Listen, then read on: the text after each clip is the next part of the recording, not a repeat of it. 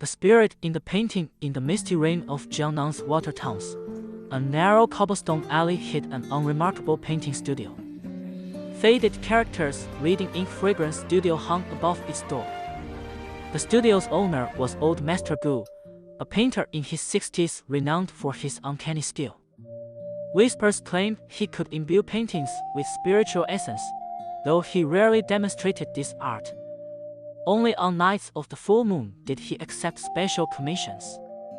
One drizzly evening, as old Master Gu painted a landscape by lamplight, soft footsteps echoed at the door. A young woman in plain robes stood there, clutching a scroll. "Could you restore this painting, sir?" Her voice was clear as spring water. Master Gu unrolled the scroll.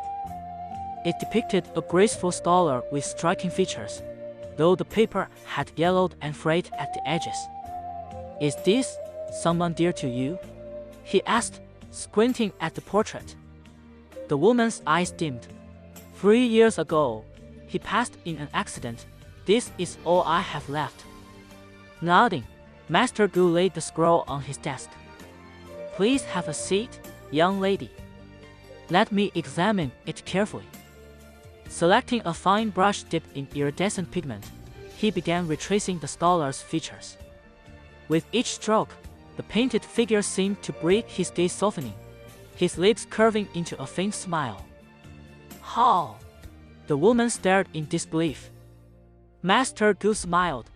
"Your bond remains unbroken. When the moon rises tonight, you may meet once more." Tears welled in her eyes. "Truly." As midnight approached, moonlight spilled onto the painting. The scholar stepped from the scroll, translucent as mist. "Ruyan." His voice rustled like wine through bamboo.